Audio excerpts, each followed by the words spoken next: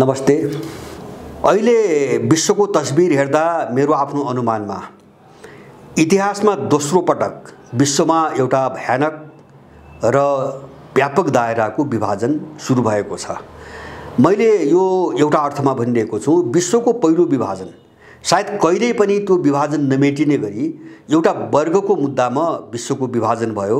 Karl मार्क्सको तपाईको थेसिसपछि हैन, जो कम्युनिस्ट घोषणापत्र निस्कियो र त्यसपछि उनले दास क्यापिटल लेखे हैन, एउटा पुँजीवादी अर्थतन्त्र र समाजवादी अर्थतन्त्रलाई लिएर जुन चाहिँ तपाईको पुस्तक प्रकाशन भयो। त्यसपछि संसारको इतिहासको धारा पहिलो पटक अब एकदमै नयाँ मोडतिर मोडियो र संसारको समाज कहिल्यै पनि नजुट्ने गरी दुईटा कित्तामा विभाजित भयो, अथवा उत्पीडक र उत्पीडित, शोषक र शोषित, अथवा शासक र शासित भन्ने मुद्दामा तपाईको विभाजन भयो।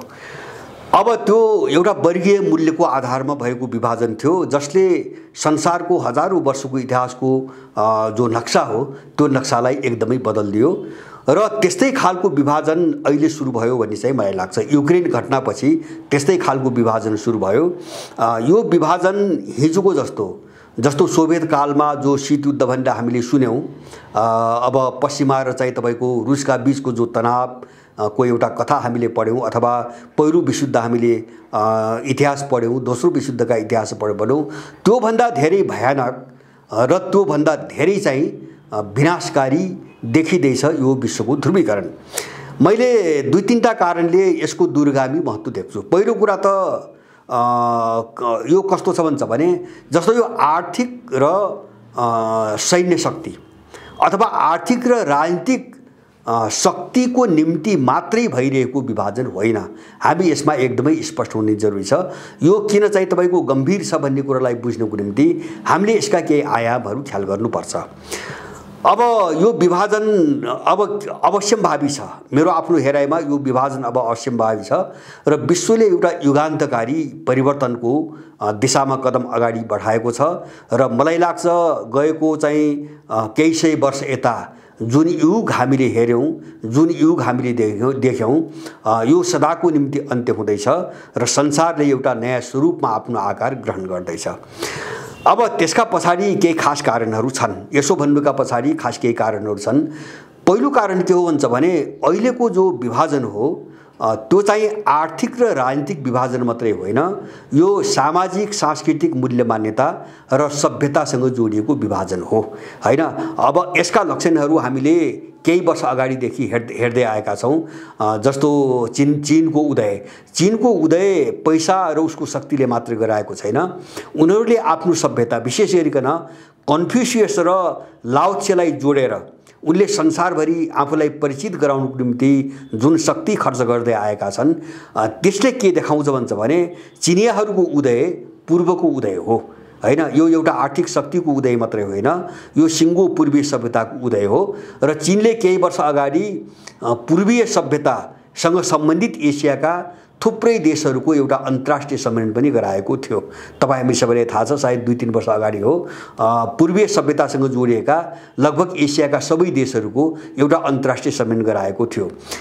अब त्यस्तै गरी तपाईको यो रुसको पछिल्लो चाहिँ तपाईको अभिव्यक्ति र अहिले युक्रेनकै तपाईको कुरा हेर्नु हो भने उनीहरूले इतिहासबाट धेरै कुरो अहिले चाहिँ सिकेर अगाडि बढ्न खोजेको देखिन्छ। जस्तो रुसले भन्यो यो पश्चिमाहरूसँग चाहिँ अन्तर्विरोध भइसकेपछि र रुसको सुरक्षा नीतिदेखि लिएर रुसको जीवन पद्धति र जनजीवनलाई अथवा रुसको राज्य प्रणालीलाई कसरी पश्चिमाकरणबाट मुक्त गर्ने, कसरी गैर पश्चिमाकरण गर्ने भनेर उनीहरूले औपचारिक रूपमै आफ्ना दस्तावेजहरूमा उल्लेख गर्दै आएका छन् र यो 2021 को रुसको सुरक्षा रणनीतिक जो दस्तावेज हो त्यो दस्तावेजको मुख्य जोड नै रुसको सुरक्षा नीतिलाई गैर पश्चिमाकरण गर्ने अथवा पश्चिमा प्रभावबाट मुक्त गर्ने भन्ने रहेको छ। र त्यही लडाई अन्तर्गत जस्तो डलराइजेसनका कुराहरू पनि उनीहरूले गरे। रुसले, चीनले आफूलाई डलरको प्रभावबाट कसरी मुक्त गर्ने अथवा चाहिँ अन्तर्राष्ट्रिय कारोबार डलरमा नगरेर कसरी चाहिँ आफ्ना मुद्राहरूलाई अगाडि बढाउने भन्ने निर्णय पनि गरे। त्यो निर्णयमा काम पनि अगाडि बढिरहेका छन्। त्यो मात्र हैन, त्यो इरानकै हेर्नुभयो भने पनि इरान अहिले के भन्छ भने सायद मलाई लाग्छ 7-8 महिना अगाडि इरानको रक्षा मन्त्रीको एउटा चाहिँ वक्तव्य सार्वजनिक भएको थियो। उनले के भनेका थिए भन्छ भने अहिले अमेरिका र इरानका बीचमा युद्ध भयो भने हामी जित्छौँ भनेका थिए र त्यसका पछाडि उनले केही गजबका कारण देखाएका थिए। उनले के भनेका थिए भन्छ भने हिजोको इरानको जो चाहिँ तपाईको मूल्य मान्यता अथवा चाहिँ शिक्षा प्रणाली अथवा प्रविधि विकास राजनीति जे थियो त्यो पश्चिमबाट प्रभावित थियो, त्यो पश्चिमाकरणको प्रभावमा थियो। तर अब इरान त्यो ठाउँमा छैन। अहिले इरानसँग जे छ सबै चिज त्यो इरानको आफ्नो मौलिक छ, त्यसमा इरानीपन छ। त्यसैले गर्दाखेरि पश्चिमाहरू अमेरिकनहरू इरानभित्र पसेर काहीँ पनि खेल्न सक्ने ठाउँ अहिले छैन। त्यसैले हामीसँगको महँगो अमेरिकालाई धेरै महँगो पर्नेवाला छ, युद्ध महँगो पर्नेवाला छ भन्ने कुरा उनले दाबी गरेका थिए। मैले भन्न खोजेको अब यो अहिले युक्रेनसँग जोडिएको चाहिँ अब उनीहरूले रुसीहरूले के सिके भन्छ भने जस्तो सोभियत युनियनको विघटनपछि हामी एकचोटि 67 पूर्वी युरोपको इतिहास हेरौँ। अमेरिकाले पूर्वी युरोपलाई तहस नहस पार्नको निम्ति धेरै ठुलो आक्रमण गर्यो। जस्तो चाहिँ तपाईँको के अरे चाहिँ लाटभिया, लिथुआनिया र चाहिँ इस्टोनियालाई तपाईँको नेटोमा सामेल गर्यो नम्बर 1 र पूर्व के अरे सोभियत सङ्घबाट विघटन भएका अरू केही देशहरू जर्जिया लगायत केही देशहरूलाई चाहिँ तपाईँको जस्तो रोमानिया जस्ता देशहरूलाई चाहिँ नेटोमा सामेल गर्यो। त्यो मात्र हैन, यसको अर्को पाटो गजबको छ, उसले युगोस्लाभियामाथि आक्रमण गर्यो र युगोस्लाभियालाई 6 टुक्रा बनायो हैन। युगोस्लाभियालाई 6 टुक्रा बनायो। त्यस्तै उसले चेकोस्लोभाकियामाथि आक्रमण गर्यो। चेक गणराज्य र स्लोभाक गणराज्य दुईटा चाहिँ तपाईको राज्य बनायो, दुईटा देश बनायो र बाँकी भएका देशहरूलाई नेटोमा सामेल गर्ने र त्यस्तै देशहरूलाई रुसका विरुद्धमा भड्काउने काम गर्यो। र अहिले तपाईँ हेर्नुहुन्छ भने जस्तो जेलेन्स्कीको उदयका पछाडि एउटा गहिरो कारण मैले देख्छु। मैले युगोस्लाभिया अथवा चेकोस्लोभाकिया अथवा चाहिँ पूर्वी युरोपका अरू देशहरूलाई नेटोमा संलग्न गर्ने र रुसलाई घेर्ने जो उनको रणनीति हो त्यसका पछाडिको कारण थियो सभ्यता। किन भन्छ भने यिनी सबै देशहरू जस्तो रुस भयो, युक्रेन भयो अथवा बाल्टिक गणराज्यहरू भए अथवा चाहिँ हिजोको युगोस्लाभियासँग जोडेका अहिलेका सबै 6 देशहरू भए अथवा हिजोको चेकोस्लोभाकिया भयो, तपाईको जर्जिया भयो, यी सबै देशहरू कस्ता देश हुनुहुन्छ भने एउटै सभ्यताबाट बनेका देश हुन्। त्यो हो स्लाभिक सभ्यता, त्यो स्लाभ सभ्यता हो। स्लाभ सभ्यताले जन्माएका देशहरू हुन्।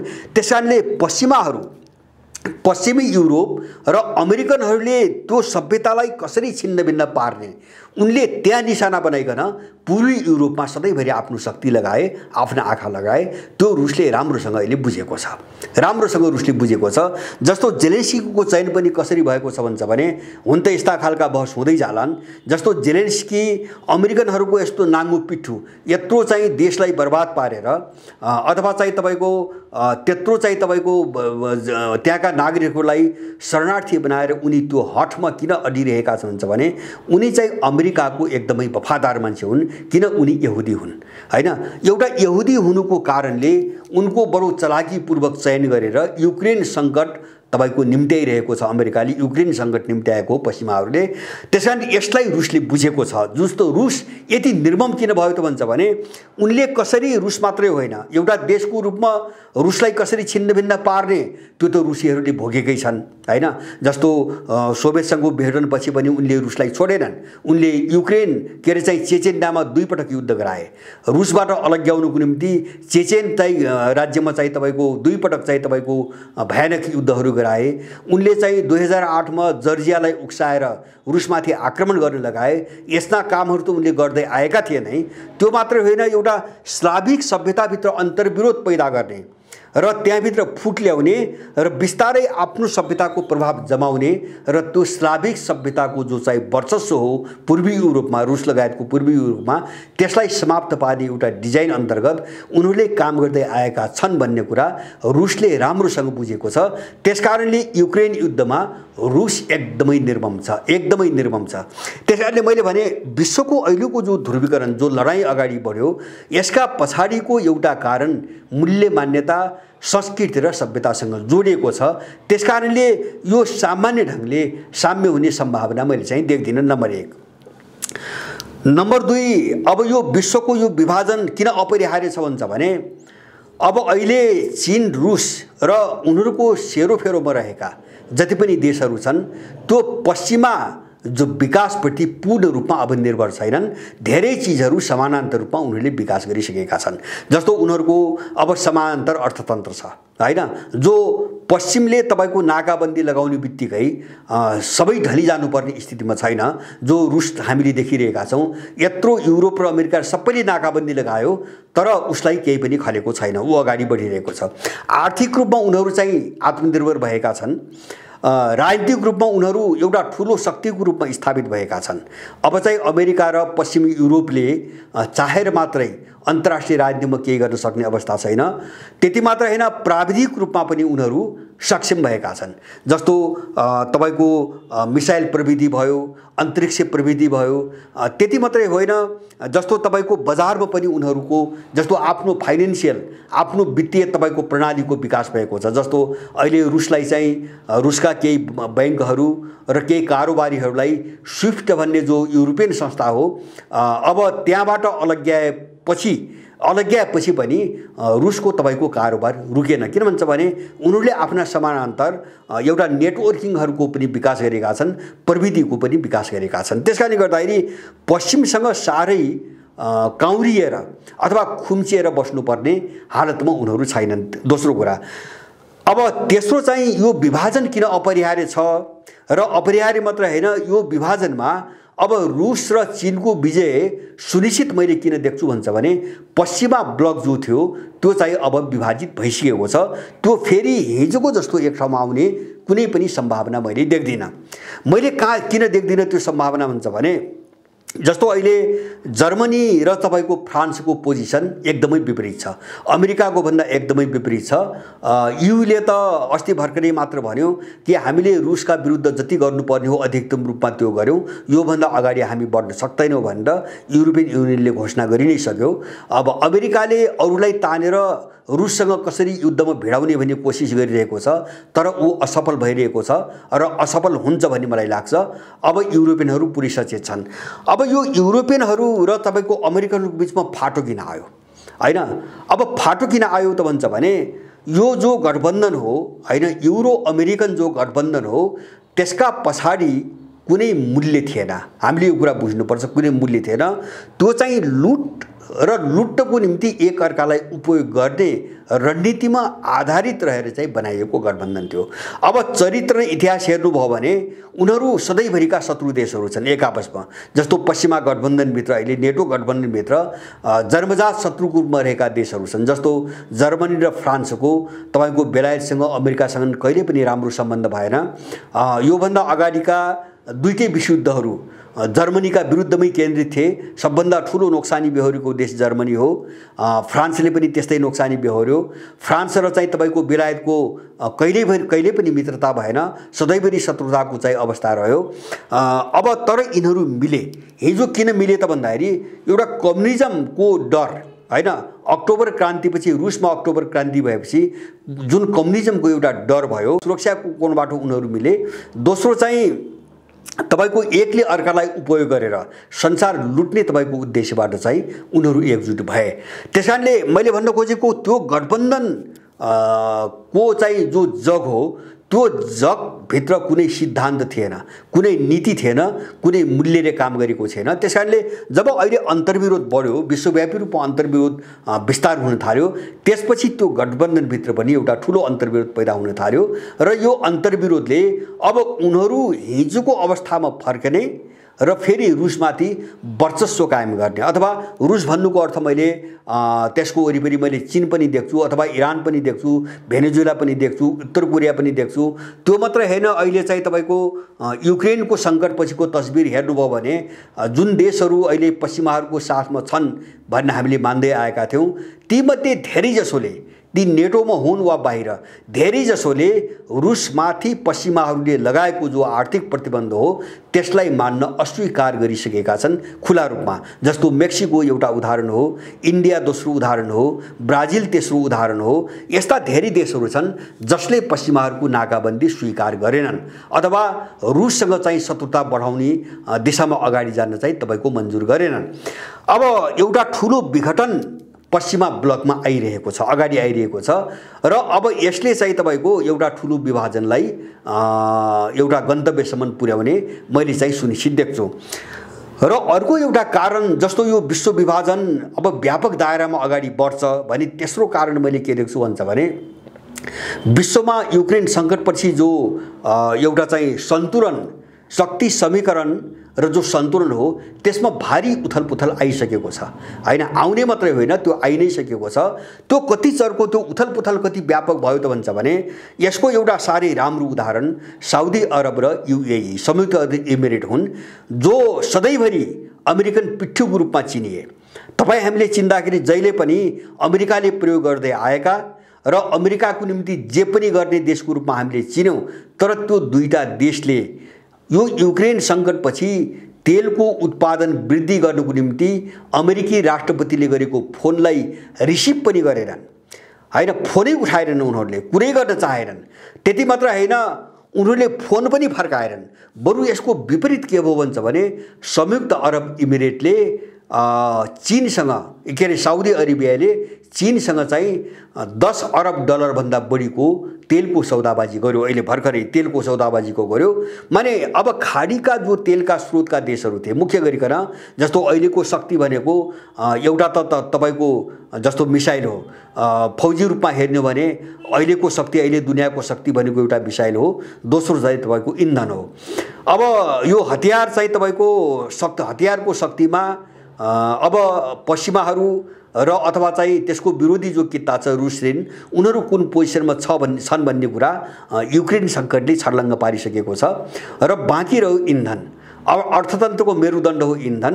अब इन्धनबाट तपाईको अमेरिकनको हात कट्ने बित्तिकै अथवा खाडी क्षेत्र पश्चिमाहरूको हातबाट फुक्ने बित्तिकै मलाई लाग्छ उनीसँग भएको आधा सामर्थ्य जान्छ। जो शक्ति भन्थे उनीहरूले त्यसको आधा चाहिँ तपाईको हिस्सा उनको हातबाट बाहिर जान्छ र उनीहरू उठ्नै नसक्ने गरी तपाईको ढल्ने अवस्था पैदा भइरहेको छ। त्यसैले अहिले चाहिँ तपाईको जो बहस मैले भनिरहेको छु नि, जस्तो यस्तै खालको बहस एउटा विचारको क्षेत्रमा पनि चलिरहेको छ। अहिले मात्रै होइन, चीनसँग अलि पहिलेदेखि र अहिले पछिल्लो कालमा रुससँग जोडेर पश्चिमी युरोप र अमेरिकामा एउटा बहस चलिरहेको छ। त्यो बहस के हो भन्छ भने कुन राज्य प्रणाली ठिक हैन। जस्तो मान्छेले कोरोना सङ्कट हेरे, कसले कसरी म्यानेज गर्यो हैन, आफ्नो देशलाई अथवा विश्वलाई कसले कसरी व्यवस्थापन गर्यो। जस्तो कोरोनाबाट उत्पन्न भएको आर्थिक सङ्कट भयो हैन, को कसरी अगाडि बढ्यो, कसले कति बढी क्षति बेहोर्यो। अब त्यसपछि चाहिँ आम मान्छेहरूको सुरक्षाको कुरा भयो हैन। सबै कोणबाट हेर्दाखेरि एउटा बहस आएको छ। तपाईको जस्तो प्रजातन्त्र, पश्चिमी जगतले प्रजातन्त्र भन्छ, अथवा जो उनीहरूसँग चाहिँ सहमत हुँदैनन् त्यसलाई उनीहरू अधिनायकवादी भन्छन्। तर यो राज्य प्रणाली कुन ठिक, यो एउटा ठूलो बहस विश्वभरि अहिले सुरु भएको छ। यसको मापदण्ड के हो भन्ने बहस सुरु भएको छ। त्यसैले गर्दाखेरि अब यो जो ध्रुवीकरण हो, जो अहिले हामीले निमित्त कारण युक्रेन देख्यो, निमित्त कारणको रूपमा युक्रेन अगाडि आयो। युक्रेन सङ्कटको नाममा जुन ध्रुवीकरण भएको छ, ध्रुवीकरण बहुआयामिक ढङ्गले अगाडि बढिरहेको छ, यो भयानक छ, यो धेरै गहिरो छ र यो धेरै व्यापक छ। त्यसकारणले मैले अघि नै भने कार्ल मार्क्सको थेस दर्शनपछि हैन, जो वर्गीय मूल्यमा आधारित भएर उनले एउटा विचारको दर्शनको विकास गरे, त्यसपछि नै युक्रेन सङ्कटको नाममा अगाडि बढिरहेको जो ध्रुवीकरण छ, यो नै संसारको सबभन्दा भयानक ध्रुवीकरण हुन्छ। यो सबभन्दा चाहिँ विशाल ध्रुवीकरण हुन्छ र त्यो केमा आधारित हुन्छ भन्छ भने समानान्तर व्यवस्था प्रणाली, समानान्तर विचारधाराहरू र समानान्तर मूल्य मान्यताहरू र समानान्तर खालको तपाईको के अरे चाहिँ तपाईको आफ्नो चाहिँ विकास प्रणाली, विकासदेखि लिएर प्राविधिक प्रणाली। अब एक खालले चाहिँ दुईटा विश्वका आफ्ना व्यवस्था हैन। दुईटा विश्वको आफ्ना प्रणाली, विश्वका आफ्नै खालका मूल्य मान्यताहरू, अथवा सारमा भन्नुहुन्छ भने मैले पहिलेदेखि भन्दै आएको छु, मैले 10 वर्षदेखि के भन्दै आएको छु भन्छ भने विश्वको अहिलेको जो ध्रुवीकरणको सिम्टम लक्षण अगाडि बढिरहेको छ त्यो त्रिआयामिक छ। त्यसका 3टा आयामहरू छन्। एउटा आयाम हो यसको बजार, एउटा आर्थिक आयाम बजारसँग जोडिएको छ। किन भन्छ भने बजार पनि बिस्तारै बिस्तारै बजारको केन्द्र पूर्वबाट चाहिँ तपाईँको पश्चिमबाट पूर्वतिर सर्यो, अथवा विश्वको अर्थतन्त्रमा पश्चिमाहरूको हालिमुहाली कमजोर हुँदै गयो, उत्पादन दर उनको साह्रै घट्दै गयो र त्यसको ठाउँमा गैर पश्चिमा देशहरूले लिए। जस्तो तपाईँको ब्राजिल आयो, इन्डिया आयो, चीन आयो, अथवा चाहिँ तपाईँको मलेसिया आयो, बङ्गलादेश आयो, सिङ्गापुर आयो आदि इत्यादि। अब दोस्रो आयाम तपाईँको राजनीतिक शक्ति, जसभित्र चाहिँ सैन्य शक्ति पनि जोडिएको छ, त्यो पनि पश्चिमका हातबाट फुत्केर बिस्तारै गैर पश्चिमा देशहरूको हातमा चाहिँ केन्द्रित भइरहेको छ शक्ति, राजनीतिक शक्ति, मिलिटरी शक्ति।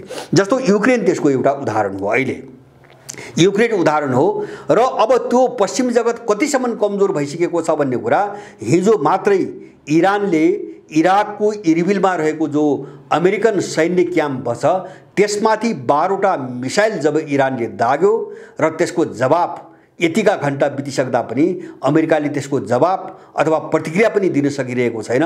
उनीहरूको सैन्य शक्ति त्यसरी खस्किसकेको छ। त्यसकारणले राजनीतिक शक्ति बिस्तारै पश्चिमबाट पूर्वतिर शिफ्ट गरिरहेको छ। र अर्को तेस्रो मैले भन्दै आएको छु मेरो ठम्याइमा सभ्यताको लडाईँ हो, पश्चिम र पूर्वको लडाईँ हो हैन। अहिले हामीले अब जो देखिरहेका छौं जस्तो चाहिँ मूल्य मान्यताको जो लडाईँ सुरु भएको छ, चाहे त्यो रुसका सन्दर्भमा वा चीनका सन्दर्भमा वा इन्डियाका सन्दर्भमा वा अरू देशका जस्तो टर्कीकै सन्दर्भमा हेर्ने हो भने पनि अहिले के देखिन्छ भन्छ भने सबै पश्चिमा मूल्यहरूबाट, मान्यताहरूबाट, सभ्यताबाट अलग्गिएर कसरी आफ्नो पहिचान बनाउने भन्ने लडाईँमा लागिरहेका छन्। यो सभ्यताको तेस्रो आयाम जोडिएको छ। त्यसकारणले विश्वको यो विभाजन धेरै गहिरो, व्यापक र युगान्तकारी छ। यसलाई हामीले हल्का ढङ्गले लिन हुँदैन र हाम्रो देशको समस्या पनि त्यही हो। जस्तो अहिले हाम्रो देशको सङ्कट पनि के हो भन्छ भने यो राजनीतिक र आर्थिक सङ्कट मात्रै होइन कि यो पश्चिमाकरणको दुष्प्रभावबाट हामीले आफ्नोपन जे गुमायौँ, हाम्रो सभ्यता, हाम्रा मूल्य मान्यता, हाम्रा सोच, हाम्रा विचार र जीवन पद्धतिहरू हामीले जो गुमायौँ त्यसबाट उत्पन्न भएको सङ्कट हो र त्यो सङ्कटले धेरै मान्छेहरूलाई अपराधीकरण गर्दै गएको छ, अत्यन्तै स्वार्थी, व्यक्तिवादी र निकृष्ट बनाउँदै लगेको छ। त्यसकारणले हामी फेरि आफ्नो ठाउँमा आउने हो र देश बनाउने हो भने विश्वको ध्रुवीकरण जुन कोणबाट भइरहेको छ हामीले त्यो मोर्चामा आफैलाई जोड्नै पर्छ र त्यो मोर्चामा जोड्नुपर्छ भन्नुको अर्थ के हो भन्छ भने हामी पश्चिमाकरणको दुष्प्रभावबाट मुक्त हुन सकेनौँ भने हामी देशको यो सङ्कट समाधान गर्न सक्दैनौँ। हाम्रो समस्या पनि त्यही हो। जुन समस्या रुसको छ, जुन समस्या चीनको छ, जुन समस्या इन्डियाको छ, अथवा जुन समस्या तपाईँको टर्कीको छ, उनले जुन ढङ्गले मुभ गर्न खोजिरहेका छन्, हाम्रो समस्या पनि त्यही हो। हामी यो चिजमा अत्यन्तै स्पष्ट हुनुपर्छ र मलाई लाग्छ विश्वको यो ध्रुवीकरण होला बाहिर नबुझ्ने मान्छेहरूको निम्ति यस्तो खालको ध्रुवीकरणले युद्ध गराउँछ, हिंसा गराउँछ, मान्छे मर्छन्, क्षति हुन्छ, रूपमा यस्ता चिजहरू हेरेर विरोध गर्ने मान्छेहरू पनि धेरै छन् र हत्या हिंसा हुनु हुँदैन। अब यो राम्रा मान्छेहरूले भन्ने कुरा यही हो र हामी पनि त्यो पक्षधर त होइनौँ। तर योभन्दा महत्त्वपूर्ण चिज के हो भन्छ भने अब आफ्नो गुमेको केही चिज हैन, जुन शत्रुले आक्रमण गरेर हामीलाई बर्बाद पार्यो त्यसलाई फर्काउनको निम्ति अथवा हामी आफ्नो पोजिसनमा रहनको निम्ति, आफ्नो जगमा खुट्टा टेक्नको निम्ति अब यो लडाईँमा हामीले केही न केही गुमाउनै पर्छ। विश्वको अरू देशले पनि केही न केही गुमाउनु पर्छ। यो नै हाम्रो निम्ति महत्त्वपूर्ण छ। त्यसकारणले यो ध्रुवीकरण हाम्रो निम्ति साह्रै महत्त्वपूर्ण छ। यो ध्रुवीकरणमा हामी पनि सामेल हुनुपर्छ। यो युगान्तकारी ध्रुवीकरण हो। मैले युगान्तकारी यस अर्थमा भने कि कार्ल मार्क्सको दर्शनले एउटा वर्गीय मूल्यहरू त अगाडि बढायो तर त्यसले आधुनिकतावादको नाममा जो पश्चिमी श्रेष्ठताको सिद्धान्त अगाडि बढ्यो त्यसलाई कमजोर त्यसले बनाएन अथवा त्यो दिशातिर लक्षित त्यो थिएन। आधुनिकतावादको नाममा जुन विचारधारात्मक प्रणाली अगाडि बढ्यो त्यसका विरुद्धमा त्यो थिएन, त्यो वर्गीय मूल्यताको पक्षधर मात्रै थियो। तर अहिलेको जो ध्रुवीकरण हो यो सिङ्गो पश्चिमा सभ्यता, सिङ्गो आधुनिक चाहिँ तपाईँको युग र सिङ्गो उनको मूल्यताका विरुद्ध लक्षित छ र यो धेरै दूरगामी छ भन्ने मलाई लाग्छ। यो दिशातिर हामी पनि सचेततापूर्वक अगाडि बढेर एउटा सहभागीको भूमिका खेल्नु पर्दछ। हामीले चाहिँ गल्ती गर्न हुँदैन भन्ने मेरो चाहिँ सबैमा आग्रह छ। जय जनेनी।